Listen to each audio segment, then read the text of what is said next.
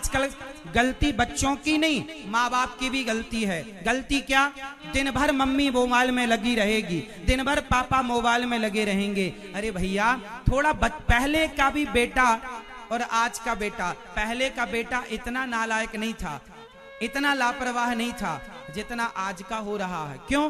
क्योंकि पहले के बाप ना अपने बच्चों को समय देते थे। आज आप बताओ, आप भी तो पिता हो, बताओ आप अपने बच्चों को अपने गोदी पर अपने पास बिठाकर उसके सिर पर हाथ रख के क्या क्या समझाते हो? कब कब तुमने उसको मोटिवेशन दिया? कब कब तुमने उसे बड़ी अच्छी बातें बताई? जब दिन भर तुम काम करते हो, शाम को आते हो, मोबाइल लेकर बैठ जाते हो। ना पत्नी के लिए समय, ना बच्चों के लिए समय।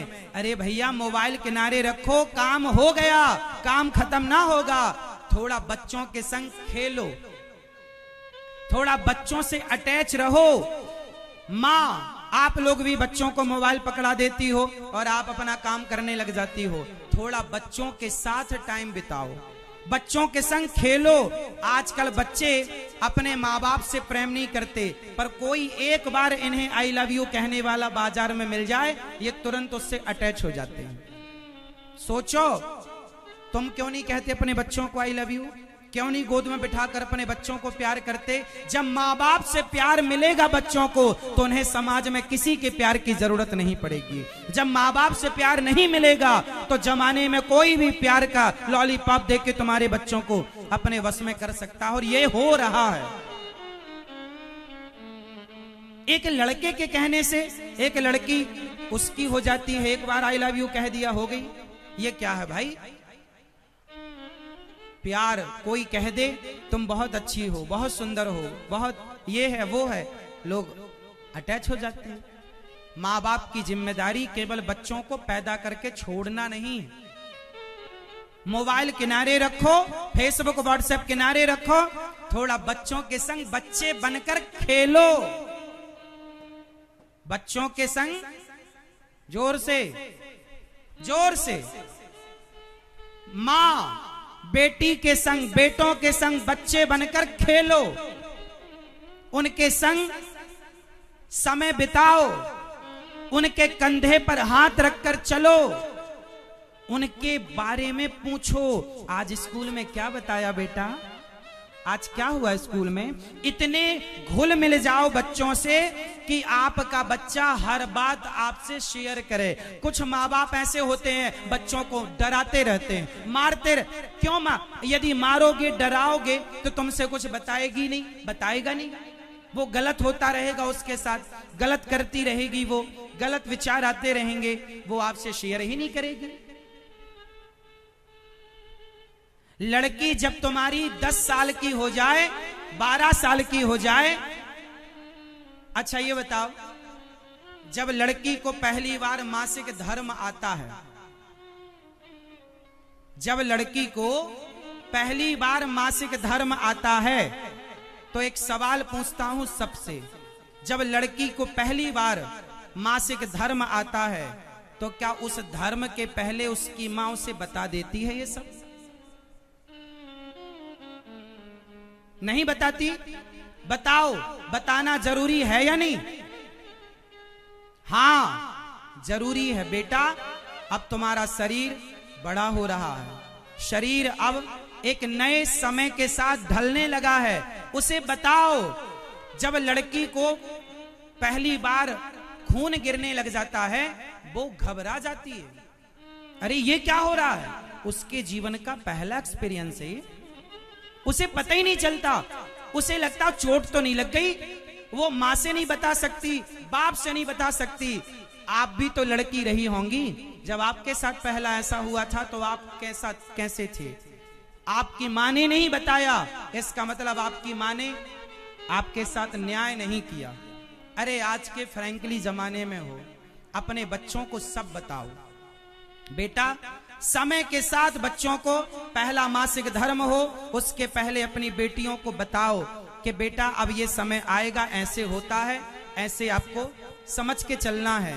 अब बच्चे मैच्योर हो रहे हैं, समझदार हो रहे हैं, बड़े हो रहे हैं, समय के साथ चलना कब सीखेंगे? उन्हें बताओ कि समाज को अपने से कितने दूर रखना है, लड़कों के साथ कितने दूर बैठ के बात करनी है, कितने करीब रहना, किसके पास रहना, किसके दूर रहना। एक बात तो मैं जानता हूं कि जब बच्चे आपके करीब रहेंगे तो उन्हें किसी के करीब जाने की जरूरत नहीं पड़ेगी। जब आप अपने से दूर रखेंगे तो बच्चों को ना प्यार अच्छा लगता है, बच्चों को प्रेम अच्छा लगता है।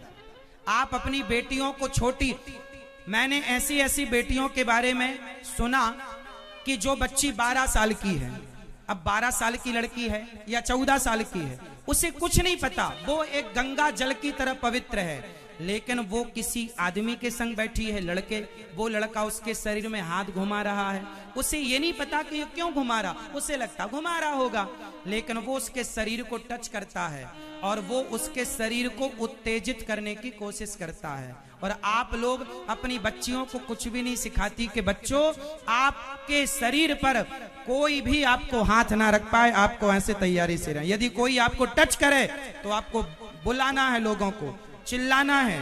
आप क्यों नहीं सिखाती हो कि आपके शरीर पर कोई गलत ढंग से हाथ रखे तो चिल्लाओ, हेल्प के लिए, मदद के लिए बुलाओ कि ये हमारे साथ क्या कर रहा है। बच्चों को पता ही नहीं है कि उनके शरीर के किस अंग में हाथ रखना सही है, किस अंग में हाथ रखना गलत है।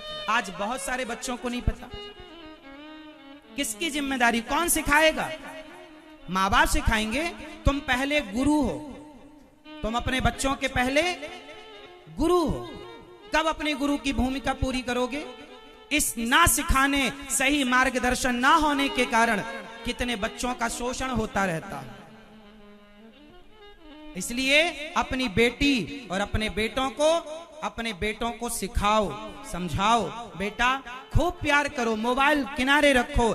आप मोबाइल चलाते हैं तो बच्चे भी मोबाइल की डिमांड करते। जब आप नहीं चलाएंगे, आप उनके साथ पार्क में, घर पर खेलेंगे तो अपने आप धीरे धीरे मोबाइल से उनका मन हटेगा और आप में मन लगेगा। वो आपसे अटैच होंगे, वो कहेंगे मेरे पिताजी बहुत अच्छे, मेरी माँ मेरे संग खेलती है, मेरे संग समय गुजारती है। हर समय उनको ये ना कहा करो पढ़ो पढ़ो, ठीक है पढ़ाई रहना अच्छी है, पर थोड़ा थोड़ा उनके संग खेलो भी तो, थोड़ा उनके संग हंसो, थोड़ा उनके संग गाओ, थोड़ा उनके संग नाचो, है ना। प्यार से डॉक्टर सुई लगाता है ना, डायरेक्ट नहीं घुसाता, पहले कॉटन रुई लेता है, रुई से पहले घिसता है, फिर सुई लगाता। दवाई डॉक्टर देता है शहद के साथ।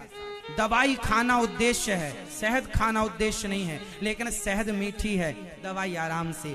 बच्चे छोटे होते हैं, उन्हें प्यार की जरूरत होती है। इसलिए अपने बच्चों को आप जो संस्कार देना चाहें, खेल खेल में बच्चों को प्यार मोहब्बत से सब सिखा दीजिए बचपन में, काम आएगा, काम आएगा। छोटे छोटे बच्चों के साथ कोई उनका आज एक बात और सुन लो, आज लड़कियों का ही नहीं लड़कों का भी शोषण होता है। बोलो हाँ, आज लड़कियों का ही नहीं लड़कों का भी, छोटे छोटे 10, 12, 15 साल के बच्चों का भी शोषण हो जाता है। तो आपको बच्चों से इतना अटैच होना पड़ेगा कि वो आपको हर बात बताएं, प्यार से पूछो। तो आज से कितने माँ बाप बच्चों को प्यार से बिल्कुल दोस्त की तरह व्यवहार करेंगे। कोई माँ बाप वाला काम नहीं, सखी सहेली दोस्त की तरह। हाथ उठाओ। बच्चों के साथ दादा दादी दोस्त की तरह पेश आएंगे। गलती करे तो डांटो, समझाओ, और रात्रि को सोने के पहले एक अच्छी बात बच्चों को जरूर बताओ। राम जी के बारे में, कृष्ण जी के बारे में, अपने धर्म ग्रंथों के बारे में। यही संस्कार हैं, धीरे धीरे धीरे धीरे आएंगे। और बच्चों के शरीर में हो रहे बदलाव को माँ बाप की पैनी नजर होनी चाहिए हर बदलाव में। लड़की का पहला बदलाव 9 से 12 साल के बीच में होता है या 13 साल के बीच में।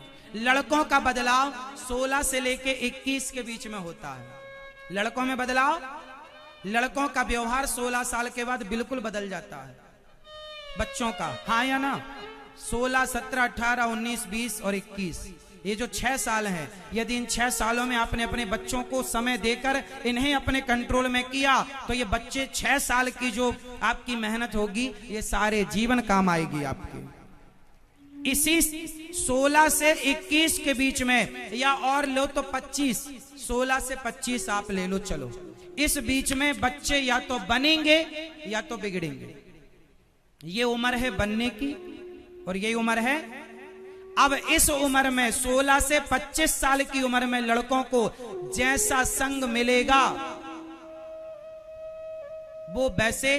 बच्चे कैसे हैं? बच्चे कैसे भी नहीं होते, बच्चों का संग निश्चित करता है कि वो कैसे बनेंगे। मंथरा का संग मिलेगा तो राम की मां भी अपनी बुद्धि बिगाड़ लेगी मंथरा की संगति में, और अर्जुन को कृष्ण की संगति मिलेगी तो हारा गया महाभारत भी उनके हाथ में होगा, जीत जाएंगे वो, विजय उनके। इसलिए 16 से 25 साल का जब बेटा हो जाए ना तो बहुत ध्यान, पैनी नजर, कहां जा रहा है, कहां आ रहा, क्या कर रहा, थोड़ा बच्चे को लाड़ से प्यार से समझाओ, नजरें रहें, उसे भय रहे कि पिताजी हैं, देख रहे हैं। और बच्चों से मैं हाथ जोड़ के प्रार्थना करूंगा कि आप लोग बच्चों, बेटा आप किसी लड़की और लड़के के चक्कर में ना पड़कर अपनी पढ़ाई पर ध्यान दो। बहुत लड़कियां मिल जाएंगी आपको शादी के लिए, बहुत लड़के मिल जाएंगे शादी के लिए, छांट लेना, जो अच्छा लगे कर लेना। पहले आपका भविष्य है। यदि आप कामयाब हो गए तो कामयाबी के बाद लाइन लग जाएगी आपके पीछे, और कामयाब नहीं हुए तो जमाना आपको लात मार के आगे बढ़ेगा, कोई ना देखेगा। जमाना आपकी कामयाबी को प्रणाम करता है, जमाना आपकी सफलता को प्रणाम करता है। इसलिए हर बच्चे का उद्देश्य, लड़की हो या लड़का हो, आपका उद्देश्य होना चाहिए कि आप सबसे पहले कामयाब हो, सफल हो। क्या हो? सफल हो। जरूरत है सफल कैसे होंगे? मन लगा के पढ़ेंगे। पढ़ाई में मन नहीं लगता, कैसे मन लगाएंगे? सवेरे जल्दी जागो, रात को जल्दी सोने की आदत बनाओ। सवेरे का माहौल सुंदर होता है, सवेरे जल्दी जागने का अभ्यास करो, और सवेरे थोड़ा सा योग किया करो, ध्यान लगाया करो, मेडिटेशन जरूरी है। थोड़ा सा ओम का उच्चारण, ओम, गहरी सांस भरो, ओम का उच्चारण करो, और ध्यान भगवान के चरणों में लगाओ, मन केंद्रित होगा। हनुमान चालीसा का पाठ करो, सूर्य भगवान को जल चढ़ाओ। ये सब ध्यान को केंद्रित करने के उपाय हैं। सवेरे अंकुरित अनाज नाश्ते में खाओ, दाल, चने, बादाम इत्यादि चीजों को फुलाओ। चने दाल अंकुरित होंगी, अंकुरित अनाज खाओ और सवेरे ये नाश्ता करो। और ज्यादा से ज्यादा रटने की कोशिश ना करो, समझने की कोशिश करो। विषय को रटा नहीं जाता, रटा हुआ भूल सकता है पर समझा हुआ नहीं भूल सकता। इसलिए विषयों को क्या करना चाहिए? समझना चाहिए। ये विषय क्या कहना चाह रहा है, उसके डीप पे जाना चाहिए, उसका अर्थ क्या है। थोड़ा सा दिमाग लगाओ, रटो मत। और याद करने का सही तरीका लिखना है। जो चीज याद करनी है ना, उसे लिखने का अभ्यास करो। कोई रफ कॉपी है, बार बार लिखो। लिखने से, समझने से यादें होती हैं चीजें। और बच्चों को चाहिए कि आप 24 घंटे को 3 भागों में डिवाइड कर दें। कितने भागों में? 8 तिया 24। 8 घंटे पढ़ो। कितने घंटे स्कूल होता है आप लोगों का? स्कूल कितने घंटे होता? नहीं, 8 घंटे नहीं होता, 5 घंटे या 6 घंटे। स्कूल कितने घंटे होता? अधिक से अधिक 6। क्यों? वरना 5 घंटे स्कूल, 1 घंटे 2 घंटे कोचिंग, और 2 घंटे और लो या 1 घंटा लो तो रिवीजन। आपको जो स्कूल में विषय पढ़ाए जाते हैं, घर पर आकर कुछ मत करो, केवल जो विषय पढ़ाया गया एक बार उसका रिवीजन करो। एक बार ध्यान केंद्रित करो कि मास्टर जी ने, गुरु जी ने या मैम ने क्या बताया। जो विषय पढ़ा है, गणित का हो, साइंस का हो, सोशल साइंस का हो या इंग्लिश का हो या जो भी विषय हो, सारे विषयों को एक बार आप रिवीजन करो। घर पर आकर के उस विषय को पढ़ो कि क्या पढ़ाया था। जब आप स्कूल में पढ़ेंगे और रिवीजन कर लेंगे, देख लेंगे, तो विषय पक्का हो जाएगा, वो बैठ जाएगा मस्तिष्क में। और फिर कोचिंग इत्यादि तो आपकी है, समय निकाल कर रिवीजन कर लो, कोचिंग कर लो। 8 घंटे की पढ़ाई हो गई। 8 घंटा पढ़ो, 8 घंटा खेलो, समय निकालो। उसमें आप जो भी आपकी खेल ऐसे खेलने चाहिए जिसमें बुद्धि का निर्माण हो। खेल जरूरी होता है, पता है, पर ऐसे खेल होने चाहिए जो बुद्धि के विकास में सहयोगी। पहले हम लोग कैसे खेल खेलते थे? हम लोग पहले स्वयं, आजकल तो बच्चे कंप्यूटर पर गेम, मोबाइल पर गेम खेलते हैं, हम लोग ऐसा नहीं खेलते थे। हम लोग स्वयं बनाते थे खेल। हम लोग माटी का पपीहा बनाते थे, हम लोग अपने हाथ से धनुष बाण बनाते थे, हम लोग अपने हाथ से चीजें तैयार करते थे, उनके संग खेलते थे। गाड़ी अपने हाथ से बनाते थे, तार वाली, 2 चक्के की, उसमें हैंडल गोल चलती थी गाड़ी। ट्रैक्टर बनाते थे अपने हाथ से, 4 मिट्टी के चक्के और ट्रैक्टर और ट्रॉली बनाते थे और उसको लेकर चलते थे। चक्के माटी के होते थे। आप लोग खेले हैं? अपने हाथ से दियों की तराजू बना लिया करते थे, उस पर खेला करते थे। तो बहुत सारी चीजें खेलते बनाते थे, तो बुद्धि का विकास होता था। अब बने बनाए गेम बच्चे खेलते हैं, बुद्धि का विकास होता नहीं है। इसलिए शारीरिक एक्टिविटी नहीं होती, मानसिक तो होती है, शारीरिक कुछ नहीं होता। इसलिए बच्चों को थोड़ा मैदान पर ले जाओ और चीजें खेलो, उनके संग खेलो, खिलाओ उन्हें प्यार से। 8 घंटा सोइए, 8 घंटा पढ़िए, 8 घंटा बढ़िया परिवार को खेलने में, परिवार को समय दीजिए। ये जीवन है साहब। पैसे के पीछे मत भागिए इतना कि पैसे तो कमा लिए पर बच्चे हाथ से निकल गए। आज का जो 21वीं सदी है, ये सदी आपको पैसा तो देगी, ये समय आपको पैसा तो देता है, लेकिन आपके हाथ से आपके बच्चों को छीन लेता है ये समय। पैसा मिलेगा आपको आज की सदी में, पैसा तो होगा पर बच्चे नहीं होंगे आपके पास। ये समय ऐसा है कि ये समय सारा सुख देगा आपको, सारी सुविधाएं देगा आपको, पर आपसे आपके बच्चे छीन लेता है। ये सदी बच्ची छीनने वाली सदी है। आपके हाथ से, आपके देखते देखते बच्चे आपके पास से चले जाते हैं, कोई किसी की सुनता नहीं।